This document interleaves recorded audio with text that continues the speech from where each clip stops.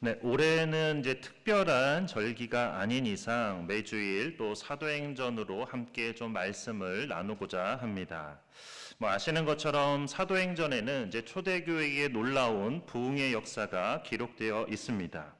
그래서 작년 이제 새벽 기도회 때 사도행전 말씀을 함께 나누면서 내년에는 우리 교회가 좀 하나님께서 주시는 부흥의 약속이 더 놀랍게 이루어지는 좀 그런 한 해가 되었으면 좋겠다. 그래서 이런 소망을 갖게 되면서 이제 사도행전 말씀을 좀 함께 나눠야겠다는 그런 생각을 하게 됐습니다. 그래서 초대교회가 어떻게 그렇게 놀랍게 부흥할 수 있었는지 그것을 이제 함께 보면서 우리 교회도 놀랍게 일어서고 부흥하는 그런 역사가 있기를 소망하는 마음으로 이제 사도행전 말씀을 나누려고 그렇게 계획을 세웠습니다. 그런데 놀랍게도 올해 우리나라에서 이제 로잔 대회라는 게 우리나라에서 열리게 되었습니다. 그러니까 이 로잔 대회라는 것은 전 세계에 있는 이제 복음주의 교회들의 모임입니다. 그래서 이 로잔 대회가 올해 우리나라에서 열리면서 이제 이때 다루게 된 성경 강해 본문이 바로 사도행전 말씀입니다. 그래서 이제 작년 하반기에 한국 교회 안에 어떤 일들이 있었냐면 장로교뿐만 아니라 침례교, 성결교, 감리교 등 모든 복음주의 교단들이 다 연합해서 한국 교회 전체가 이제 사도행전을 가지고 함께 공동으로 설교하자는 그런 운동이 일어나게 됐습니다. 그동안 코로나 사태 등으로 인해서 많이 침체가 되어 있는 이제 한국 교회가 이제 다시 부흥의 역사를 쓰자는 그런 의미로 2024년에 올해 한 해는 모든 한국 교회가 이제 사도행전으로 말씀을 함께 나누고 설교하자는 그런 운동이 시작이 된 겁니다. 그래서 이제 목사님들이 모여서 사도행전을 공부하는 그런 모임도 만들어지고 하면서 이제 전국적으로 사도행전 말씀에 관한 그런 놀라운 역사들이 지금 이제 시작이 되고 있습니다. 물론 모든 한국 교회가 다 참여하는 건 아닙니다. 마음이 있고 뜻이 있는 목사님과 또 교회들만 참여하는데 그래도 전국적으로 꽤 많은 교회들이 참여를 하고 있고 또 우리 교회도 또 이 역사에 우리가 함께 동참하고자 합니다. 그러니까 처음에도 말씀드렸던 것처럼 원래부터 이제 사도행전 말씀을 가지고 말씀을 좀 나눌 계획이었기 때문에 참여하지 않을 그런 이유가 없는 것이죠. 그래서 올해는 우리도 이 운동에 함께 동참해서 사도행전 말씀을 가지고 함께 하나님께서 이루시는 놀라운 부흥의 역사를 우리가 한번 보게 되기를 바랍니다. 물론 이제 다 같은 본문으로 설교를 하지만 그래서 이제 설교를 위해서 목사님들이 모여서 막 같이 공부도 하고 자료도 함께 나누기는 하지만 설교는 또 다 각자가 쓰기 때문에 아마 전혀 똑같은 설교가 없을 겁니다. 그래서 우리 교회도 같은 본문이고 저 교회도 같은 본문이지만 각자 교회가 처해 있는 상황이 다르고 또 설교를 하시는 목사님이 다르기 때문에 아마 같은 본문이어도 다른 설교가 그렇게 될 겁니다. 그러나 중요한 것은 설교의 내용은 다르더라도 성령의 역사는 같이 일어나게 된다는 것이죠. 그래서 우리 성도님들께서도 이런 부분을 잘 기억을 해주시고 나라를 위해서 기도할 때 특히 한국교회를 위해서 기도하실 때 이 운동을 통해서 이 사도행전 이 말씀을 갖고 함께 공동으로 설교하는 이 운동을 통해서 초대교회에 있었던 그 성령의 놀라운 역사가 올해 우리 교회뿐만 아니라 한국교회 안에도 있게 되기를 함께 기도해 주시기 바랍니다. 이 사도행전은 이제 신약 성경에 있는 유일한 역사서입니다. 그러니까 구약 성경 같은 경우는 역사서가 여러 권이 있죠. 창세기부터 시작해서 에스더까지 많은 역사서가 있지만 이제 신약 성경에서는 오직 사도행전만이 유일한 역사서입니다. 자, 그렇다면 초등학교 아이들 우리 교회학교 아이들에게도 이 질문을 많이 해봤는데 자, 이 사도행전은 누가 기록한 걸까요? 아이들한테 물으면 아이들은 그래요. 사도가 기록했다고 그래요. 다. 히브리서는 그러면 히브가 기록했나요? 그런 게 아니죠. 이 사도행전은 누가 기록했냐면 누가 기록했습니다. 되게 말장난 같죠. 뭐 예전에 그 TV 프로그램, 뭐 코미디 프로그램 보니까 저의 이름은 몰라입니다. 그래서 누가 와가지고 당신 이름은 뭡니까? 몰라. 그래서 왜 반말하냐 그러니까 몰라요. 그럼 왜 이름을 왜 모르냐 그러면 몰라요. 이름이 몰라입니다. 몰라. 그런 것처럼 이 사도행전은 누가 기록했냐면 누가라는 사람이 기록을 한 것이죠. 자, 이 사도행전의 저자는 바울과 함께 동역했던 그 의사 누가가 기록한 말씀입니다. 자, 누가가 기록했다는 걸 어떻게 알 수 있냐면 오늘 본문 1절에 보면 데오빌로여 내가 먼저 쓴 글에는 이라고 이렇게 시작이 됩니다. 그러니까 이렇게 기록이 되어 있다는 건 이미 이전에 쓴 글이 있고 그 글도 데오빌로라는 사람에게 썼다는 그런 뜻이죠. 자, 그래서 누가복음 1장 3절에 보면 이렇게 기록이 되어 있습니다. 그 모든 일을 근원부터 자세히 미루어 살핀 나도 데오빌로 각하에게 차례대로 써보내는 것이 좋은 줄 알았노니. 그러니까 이렇게 누가복음과 사도행전은 모두 데오빌로가 그렇게 수신자로 되어 있습니다. 게다가 사도행전은 이제 누가복음 이후의 이야기를 기록하고 있죠. 그래서 어떻게 보면 누가복음 제2부라고도 그렇게 말할 수가 있습니다. 자, 1절과 2절을 보면 이렇게 말하고 있습니다. 내가 먼저 쓴 글에는, 그러니까 누가복음에는 예수님께서 가르치시기를 시작할 때부터 승천하실 때까지의 일들을 그렇게 기록했다고 말하고 있습니다. 그러니까 사도행전을 시작하면서 이 사실을 가장 먼저 말하고 있는 것은 여기 아주 중요한 의미가 담겨 있습니다. 어떤 중요한 의미냐면 예수님의 사역이 지금도 계속되고 있다는 그런 의미입니다.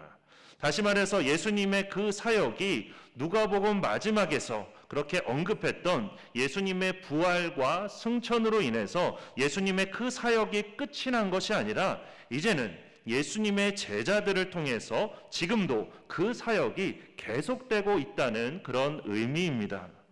그래서 앞으로 기록할 그 사도행전의 내용은 예수님의 복음 사역의 연속이고 그러한 복음 사역이 앞으로도 계속될 것을 암시하고 있는 그런 말입니다.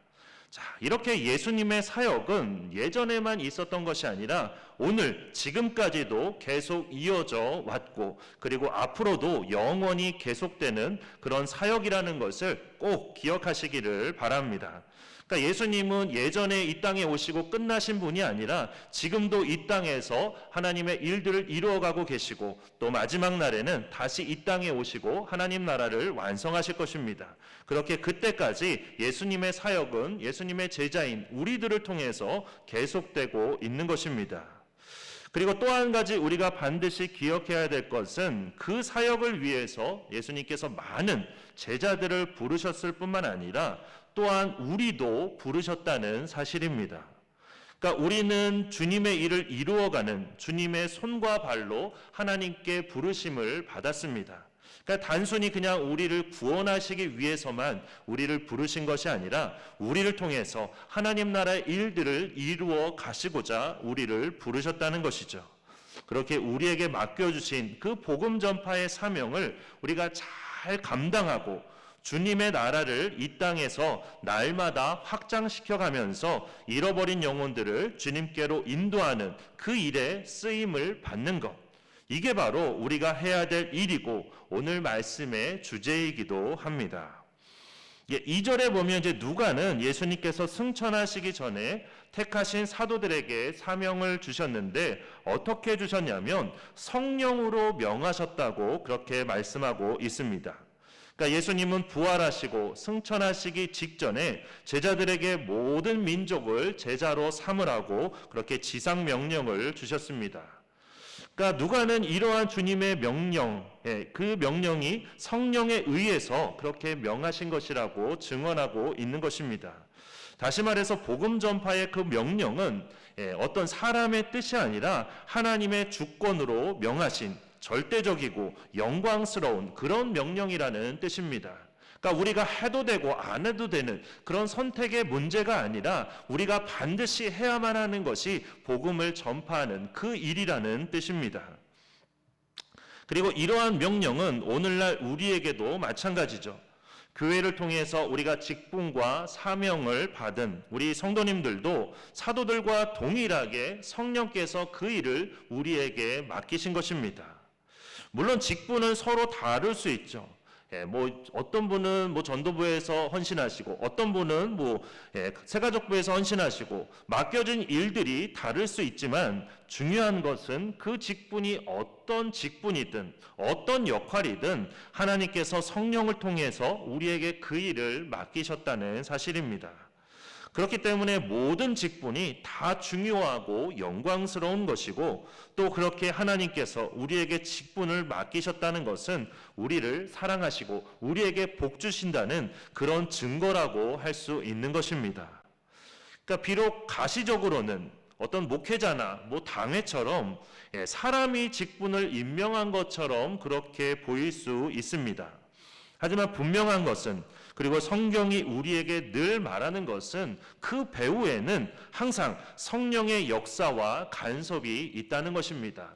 사람의 손길을 통해서, 사람의 생각을 통해서 성령께서 그 모든 일들을 주관하시고 이끌어 가신다는 것이죠. 그렇기에 모든 직분이 다 귀한 것임을 믿고, 또 직분을 주신 것에 감사하며 주어진 사명에 최선을 다해야 하는 것입니다. 이제 오늘 최종적으로 올 한 해 이제 각자의 직분이 임명이 됐는데, 세우신 그 하나님의 뜻에 따라서 모두 함께 아멘으로 응답하며 최선을 다하는 올 한 해가 되기를 바랍니다. 4절 말씀을 보면 이제 예수님께서는 제자들에게 예루살렘을 떠나지 말고 내게서 들은 바 아버지께서 약속하신 것을 기다리라, 이렇게 말씀하셨습니다. 그런데 여기서 아버지께서 약속하신 것은 아시는 것처럼 성령을 뜻합니다. 성령께서 우리에게 임할 것을 말씀하고 계신 것이죠. 그런데 예수님께서는 제자들에게 그 성령을 기다리려면 어디를 떠나지 말라고 말씀했냐면 예루살렘을 떠나지 말고 예루살렘에서 기다리라고 말씀하셨습니다. 왜 꼭 예루살렘에서 기다려야 되는 걸까요? 우리가 나사렛이나 갈릴리로 가면 그곳은 성령께서 오시지 못하는 걸까요? 그런 건 아니죠. 성령께서는 우리가 어디에 있든 그곳에 임하십니다. 그런데도 예수님께서 이처럼 예루살렘은 떠나지 말고 기다리라고 말씀하신 이유는 거기에 어떤 중요한 의미가 있다는 것입니다. 자, 이 예루살렘이라는 곳은 어떤 곳이냐면 당시 제자들에게는 아주 두려움의 장소였습니다. 왜냐하면 자신들의 목숨을 노리는 그 유대 종교 지도자들의 소굴이었기 때문이죠. 그뿐만 아니라 예수님을 죽음으로 몰고 간 그 장소가 바로 이 예루살렘입니다. 그래서 제자들은 그 예루살렘을 무서워하고 미워하고 하루라도 빨리 그곳에서 벗어나기를 원했습니다. 하지만 예수님은 그런 예루살렘을 떠나지 말고 그곳에서 성령을 기다리라고 명령하셨습니다.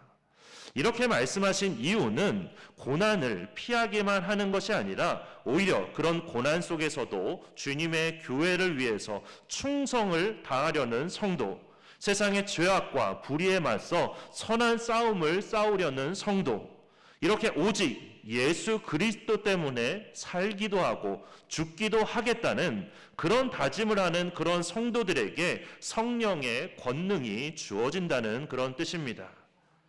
그러니까 성령께서는 우리 가운데 역사하시지만 그 능력이 나타나는 것은 아무에게나 나타나는 것이 아니라 우리가 성령님께 우리 자신을 온전히 다 내어드릴 때, 내가 성령님의 뜻이라면 살기도 하고 죽기도 하겠습니다, 그런 다짐을 할 때 우리 가운데 성령의 권능이 나타난다는 것입니다. 자, 오늘날까지 교회가 이렇게 계속 남아있을 수 있는 이유는, 그리고 무엇보다도 우리에게 이렇게 생명의 복음이 전해져서 우리가 예수 그리스도를 믿고 구원받은 하나님의 자녀가 될 수 있었던 것은 바로 그렇게 자신을 희생하신 그런 분들이 있었기 때문입니다. 자기 자신을 위해서 사는 것이 아니라 주님을 위해서 살았던 분들, 그래서 자신의 목숨, 심지어 자녀와 가족의 목숨까지도 아끼지 않고 그렇게 성령의 인도하심에 따라 이 땅에 와서 복음을 전하셨던 그 많은 선교사님들 때문에 우리가 이렇게 구원받은 하나님의 백성이 된 것입니다. 그리고 이제는 우리가 그 역할을 우리가 감당해야 될 때입니다. 하나님께서는 이 일을 위해서 우리를 부르신 것이죠. 그런데 과연 우리의 모습은 어떻습니까? 이 일을 감당할 준비가 과연 되어 있으십니까? 오늘날 교회가 무기력해지고 그리스도인들이 무기력해지고 또 세상으로부터 교회가 손가락질과 비난을 받는 이유는 삶의 목적과 순서가 바뀌었기 때문입니다.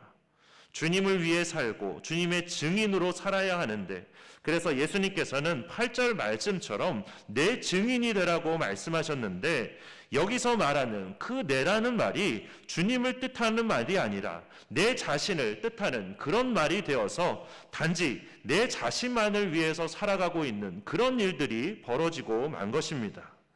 그래서 오늘날 많은 그리스도인들에게 예수님은, 그리고 신앙이라는 것은 단지 내가 살아가는 목적을 위해서 잠시 필요할 뿐이고, 또한 내가 살아가는 그 목적을 위한 기도의 제목들만 그 가운데 있을 뿐입니다. 그렇게 오늘날 교회와 그리스도인들이 이렇게 무기력하게 된 것입니다. 예수님의 증인으로서 살아가는 것이 아니라 내 자신을 더 드러내기 위해서 살아가다 보니까 그렇게 그리스도인이라고 말하지만 그렇게 무기력한 삶을 살아가게 된 것입니다. 그러면서 대부분의 분들이 다 상황을 탓하기만 합니다.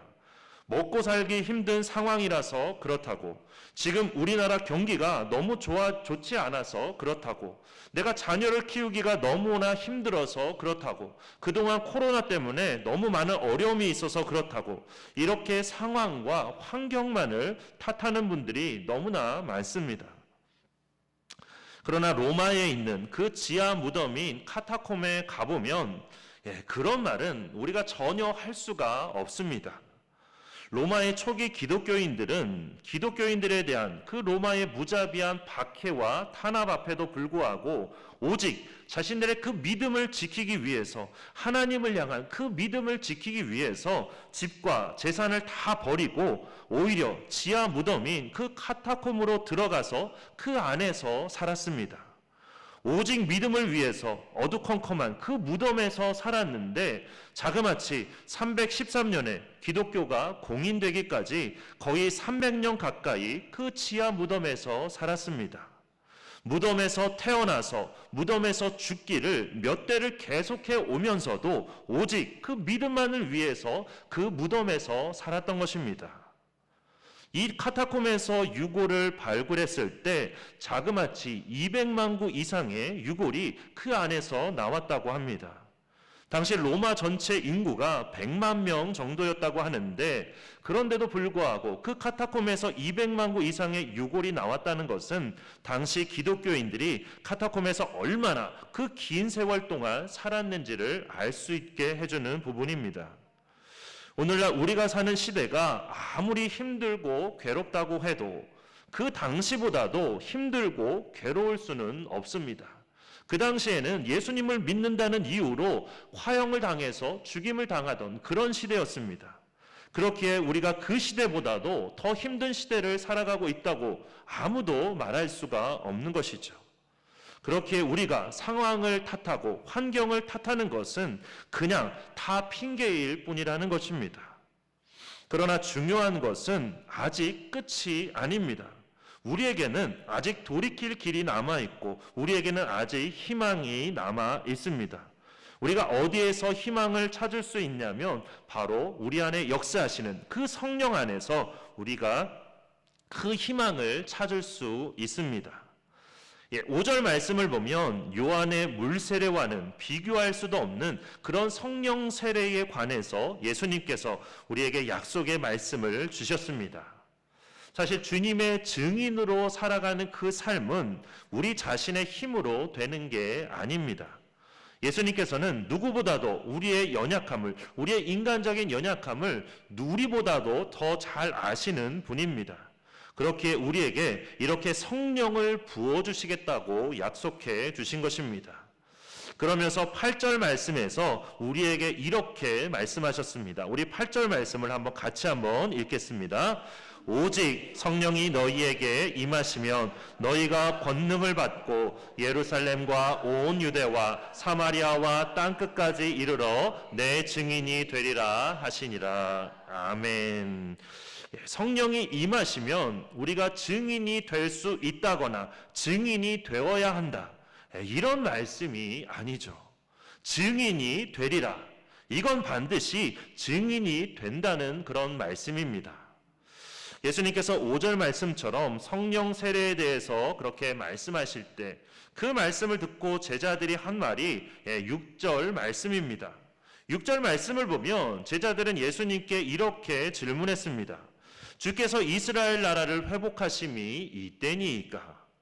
자, 제자들의 이 질문은 예전에 했던 그 질문과 똑같습니다. 누가 높은 자인가? 그렇게 세상의 것들을 추구하는 그런 질문과 똑같은 것입니다. 예수님께서 십자가를 지시기 전에도 이미 여러 번 이런 비슷한 질문을 했습니다. 그런데 부활하신 예수님을 만나고 나서도 또 이런 질문을 한다는 것은 그들의 관심은 하나님의 나라가 아니라 여전히 땅의 일에 더 많은 관심을 가지고 있다는 그런 뜻입니다. 자, 3절 말씀을 보면 예수님께서는 부활하신 후에 계속 이 땅에 40일간 계시면서 어떤 일을 하셨냐면 하나님 나라의 일을 말씀하셨다고 그렇게 3절 말씀에 기록하고 있습니다.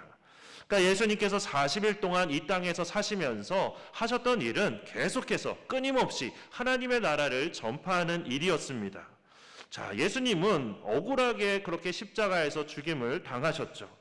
그래서 자신을 모함한 대제사장과 서기관들, 바리새인들, 그리고 사형 판결을 내린 그 빌라도 그들이 미울 수 있었습니다. 그래서 그들을 욕하면서 이놈의 새끼들 너희들 이제 다 죽었어, 이런 생각을 가지실 수 있었겠지만, 그리고 그런 일들을 하실 수 있는 능력도 있으셨지만 예수님은 그런 일을 하신 게 아닙니다. 오직 하나님 나라의 일만을 말씀하셨다는 사실입니다. 왜냐하면 우리에게 중요한 것은 이 땅에서의 삶이 아니라 영원한 하나님의 나라이고, 또 하늘에서 풀리면 이 땅에서도 모든 것이 다 풀려지기 때문입니다. 그런데 안타깝게도 제자들은 오늘날 많은 그리스도인들과 마찬가지로 여전히 땅의 것에만 관심을 가지고 있었습니다. 게다가 제자들은 9절에서 11절 말씀처럼 예수님께서 승천하시는 그 하늘만을 쳐다보다가 흰옷 입은 두 사람에게 책망을 받기도 했습니다.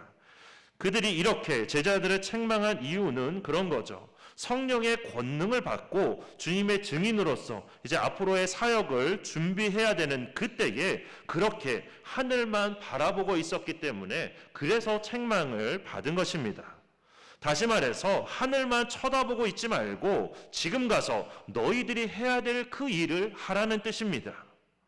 어떤 분들은 그렇습니다. 이 땅에서 그리고 교회에서 해야 할 자신의 의무와 사명은 다 뒤로 한 채 그냥 하나님만을 바라보면서 하나님께서 다 도와주시겠지, 이렇게 아무것도 안 하고 그냥 막연하게만 생각하시는 분들이 계십니다.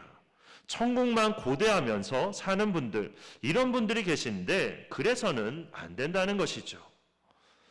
우리가 감당해야 될 사명을 감당하는 것, 그것이 우리에게 필요하다는 것입니다. 우리는 부활의 영광과 소망을 지니고 살지만 오늘 내가 주님께 받은 그 사명에도 항상 매일매일 충성을 다하는 것, 그것이 바로 우리 그리스도인들의 모습이어야 한다는 것입니다. 11절 말씀을 보면 예수님께서는 하늘로 올라가신 그대로 다시 이 땅에 오실 것이라고 그렇게 말씀하셨습니다. 그리고 그때의 주님의 모습은 승천 때의 영광과는 비교할 수 없을 만큼 위대하고 영광스러운 모습으로 이 땅에 다시 오실 것입니다. 모든 천구 천사를 이끌고 이 땅에 오셔서 이제는 이 땅을 다시금 새롭게 하시고 이 땅의 모든 악한 것들을 심판하실 그런 주님으로 이 땅에 오실 것입니다. 그렇게 우리가 그날을 고대하며 하루하루 우리에게 주신 사명에 최선을 다하는 것, 특히 내 증인이 되라고 하신 그 말씀처럼 우리가 복음의 증인이 되어서 더 많은 사람들에게 생명을 전하는 것, 그것이 바로 우리가 해야 될 일이고 진정한 주님의 증인이 되는 길입니다. 여전히 땅의 일에 더 많은 관심을 가지고 있던 그런 제자들이었지만 게다가 감당해야 될 그 사명은 잊어버리고 오직 하늘만 쳐다봤던 그런 제자들이었지만 아시는 것처럼 그들에게 성령이 임했을 때 그들의 삶은 이제 완전히 뒤바뀌고 완전히 뒤집어지고 말았습니다. 더 이상 땅의 것을 구하지 않고 오직 하나님 나라만을 위해서 살았습니다. 자신들의 목숨조차 아끼지 않고 주님의 증인으로 살아갔습니다.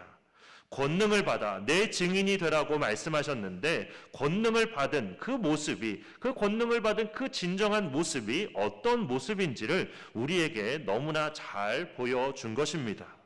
제자들에게 임한 그 성령의 놀라운 역사가 오늘 우리에게도 일어나기를 바랍니다. 우리 교회뿐만 아니라 한국교회, 더 나아가 세계의 모든 교회에 이런 역사가 일어나기를 바랍니다. 자, 많은 분들이 예수님의 모습을 생각할 때면 그쵸, 성화 그림을 많이 떠올리곤 합니다. 그러니까 예수님의 모습을 그려놓은 그 성화 그림을 많이 떠올려서 예수님을 생각하면 주로 그런 모습들을 많이 상상해요. 어린 양 한 마리를 이렇게 딱 품에 품고 인자하신 모습으로 양떼를 이끌어가는 그런 예수님의 모습만 떠올리곤 합니다. 물론 예수님께 그런 모습이 있으신 건 맞습니다. 하지만 성경이 말하는 예수님은 단지 그런 모습만이 아니었습니다. 오히려 예수님은 당시의 대제사장들과 바리새인들 그리고 사두개인들에게는 아주 위험한 인물로 평가되었던 분입니다. 왜냐하면 그들이 쌓아 올린 그 체계들을 다 무너뜨리려고 하셨기 때문입니다. 항상 바리새인과 서기관들을 책망하시면서 그들의 그 잘못된 신앙과 삶의 모습을 책망하셨기 때문에 그들에게는 결코 예수님이 좋은 분이 아니라 오히려 자신들의 모든 것들을 다 파괴시키려는 그런 위험한 사람으로 비춰지고 그렇게 평가하게 된 것입니다. 자, 예수님은 이처럼 당시의 유대 사회를 그리고 종교 지도자들을 책망하시면서 그 사회를 변화시키고자 하셨습니다. 그런 것처럼 정말로 개혁가와 같은 그런 삶을 사셨다는 것이죠. 그리고 그렇게 하신 이유는 하나님 나라가 이 땅에 바르게 세워지고 더 많은 사람이 구원의 길을 걷게 하시기 위해서 그렇게 바리새인과 서기관들을 책망하시고 사회를 변화시키고자 하셨던 것입니다. 그리고 이건 그의 제자들도 마찬가지였고 성경에 나오는 수많은 믿음의 선진들 역시 마찬가지였습니다.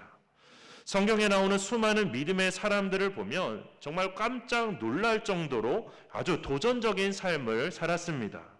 거인 골리앗과 싸우기 위해서 혼자서 앞으로 나섰던 그 소년 다윗이 그랬고 전쟁터에서 가장 선봉에 군사들이 아닌 찬양대를 앞세웠던 그 여호사밧 왕이 그랬고 또한 왕 외에 다른 신에게 기도하면 사자굴에게 던져넣겠다고 그렇게 엄포를 놓았는데도 여전히 하루에 3번 기도하다가 사자굴에 던져진 그 다니엘도 마찬가지였습니다. 하나같이 세상적으로는 이해할 수 없는 그런 모습이었지만 성경은 이 모습이 진정한 믿음의 모습이고 하나님의 권능이 우리에게 임할 때 우리도 이렇게 살 수 있다고, 이런 능력의 삶을 살 수 있다고 우리에게 말하고 있는 것입니다. 그래서 예수님께서도 제자들에게 지금 당장이 아니라 오직 성령이 너희에게 임하시면 성령을 통해서 권능을 받고 주님의 증인이 되라고 말씀하신 것입니다. 우리의 힘으로 그 일들을 할 수 있는 것이 아니라 성령께서 우리 가운데 역사하시고 우리에게 권능을 주실 때 우리가 그런 일을 할 수 있기 때문에 성령의 오시기까지 기다리라고 말씀하신 것이죠. 그리고 제자들은 실제로 주님의 그 말씀이 어떻게 이루어졌는지를 이 사도행전 말씀을 통해서 우리에게 생생하게 증언하고 있습니다. 그러니까 두려움에 사로잡혀서 예루살렘 밖으로 한 발자국도 제대로 나가지 못했던 그 제자들이 성령의 권능을 통해서 이제는 예루살렘을 나갔을 뿐만 아니라 땅끝까지 가서 복음을 전하는 주님의 증인이 된 것입니다.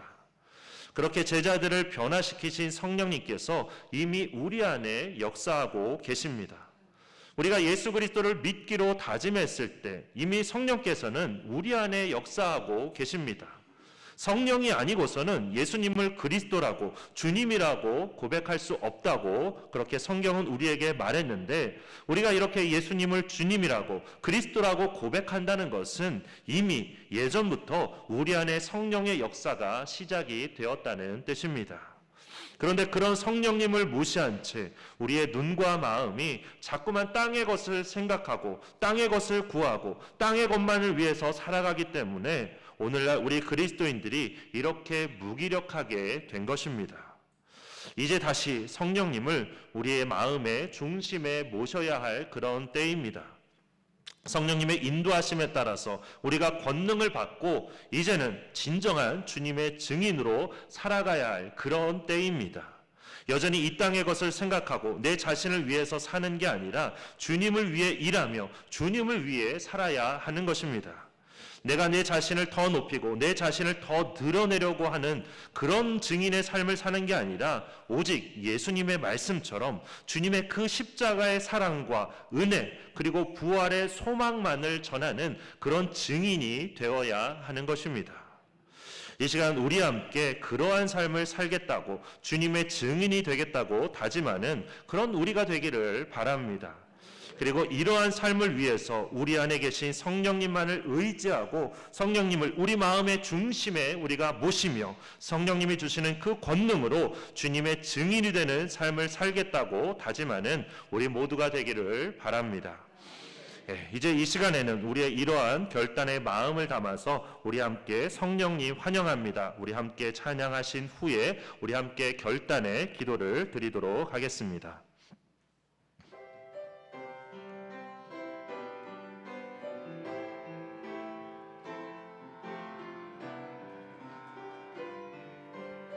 우리 지금 성령님을 환영합니다. 내 맘에 지금 찾아오셔서 말씀해 주세요. 주의 보혈 덮으사 깨끗하게 하시고 성령님의 능력으로 새롭게 하소서. 성령님 내 손 잡아주세요. 눈을 들어 하늘을 바라봅니다. 환한 미소로 나를 안으사 주의 빛 비추게 하소서. 우리 지금 성령님을 환영합니다.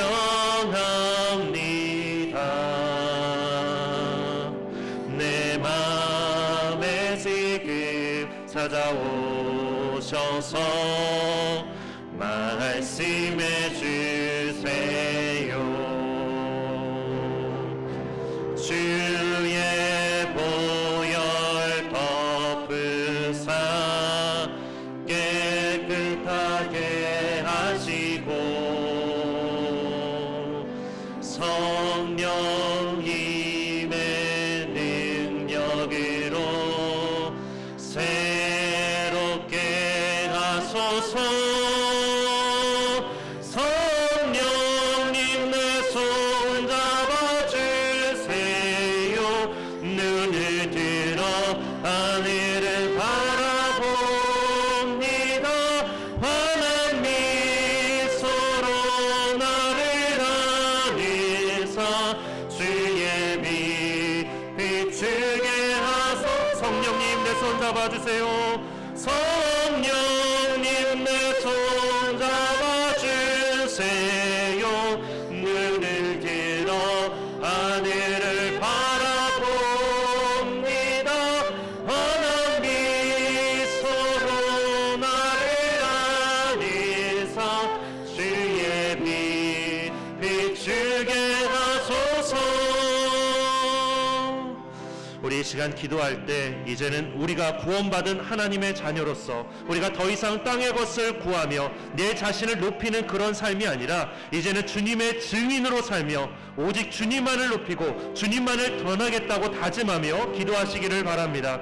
그리고 이러한 삶을 살기 위해서는 내 힘으로 되는 게 아니기 때문에 우리 안에 계신 성령님을 우리가 기억하며 성령님을 우리의 마음의 중심에 모시고 성령님의 인도하심에 따라서 권능을 받아서 살아가는 우리가 되게 해달라고. 그래서 골리앗을 이긴 다윗처럼 사자굴을 오히려 천사들이 함께하는 천사굴로 만든 다니엘처럼, 그리고 땅끝까지 복음을 전하기 위해 목숨을 아끼지 않은 제자들처럼 우리도 그러한 삶을 살겠다고, 성령께서 주시는 권능으로 그러한 삶을 살겠다고 다짐하면서 우리 함께 통성으로 기도하겠습니다. 사랑이 많으신 하나님 아버지, 오늘도 저희들을 불러주시고 하나님 앞에 이렇게 예배할 수 있게 해주심을 감사를 드립니다. 하나님, 이제는 우리가 그리스도인으로서 더 이상 무기력한 삶을 살아가지 않기를 원합니다. 하나님, 우리가 그리스도인답지 않은 그런 삶을 살아가지 않기를 원합니다. 하나님, 이제는 우리가 구원받은 하나님의 자녀로서 하나님, 이제는 당당하게 이 땅을 승리하며 살아갈 수 있기를 원합니다. 하나님, 우리가 더 이상 땅의 것을 구하며 땅의 것을 위해서 살아가지 않게 하여 주시옵소서. 내 자신을 높이는 삶을 살아가지 않게 하여 주시옵소서. 오직 주님 주님만을 높이고 오직 주님만을 전하는 그 일을 위해서 우리가 살아갈 수 있도록 인도하여 주시옵소서. 그리고 이러한 삶을 살기 위해서는 하나님, 그 일이 내 힘으로 되는 것이 아닌 줄 압니다. 하나님, 우리 안에 계신 성령님을 우리가 기억하게 하여 주시옵소서. 우리가 성령님을 이제는 우리의 마음의 중심에 모실 수 있도록 인도하여 주시옵소서. 그래서 성령께서 주시는 그 권능을 받게 하여 주시옵소서. 그래서 골리앗을 이긴 다윗처럼, 사자굴을 천사굴로 만들었던 다니엘처럼, 그리고 땅끝까지 복음을 전하기 위해서 목숨도 아끼지 않았던 주님의 제자들처럼 하나님, 이제는 우리도 그러한 삶을 살 수 있도록 인도하여 주시옵소서. 성령께서 주시는 권능으로, 성령께서 주시는 능력으로 이제는 온전한 주님의 증인이 되어 살아가게 하여 주시옵소서. 그래서 더 많은 사람들을 생명의 길로, 더 많은 사람들을 구원의 길로 인도하며 이끄는 우리의 삶이 될 수 있도록 주님 인도하여 주시옵소서. 우리 가운데 역사하여 주시옵소서. 우리 가운데 함께하여 주시옵소서. 사랑이 많으신 하나님, 이제는 우리가 믿음 안에서 승리하며 살아가기를 원합니다. 하나님, 더 이상 보잘것없는 그냥 겉무늬만 그리스도인 같은 그런 삶이 아니라 이제는 하나님께서 부어주시는 진정한 권능의 삶을 살아가기를 원합니다. 하나님, 그렇기에 성령님을 우리 마음의 중심에 모실 수 있도록 인도해 주시고 성령님께 온전히 우리의 삶을 맡겨드릴 수 있도록 인도하여 주시옵소서. 그래서 성령께서 이끄시는 권능의 삶, 능력의 삶을 살아가게 하여 주시옵소서. 더 이상 땅의 것을 구하는 것이 아니라 하나님, 우리가 하나님을 바라보면서 예수 그리스도를 땅끝까지 전하는 그 일에 우리가 함께 동참하며 능력의 삶을 살아가는 우리 모두가 되도록 인도하여 주시옵소서. 우리의 이러한 모든 결단들이 우리의 삶 가운데 이루어질 수 있도록 주님 역사하여 주시옵소서. 예수 그리스도의 이름으로 기도드립니다. 아멘.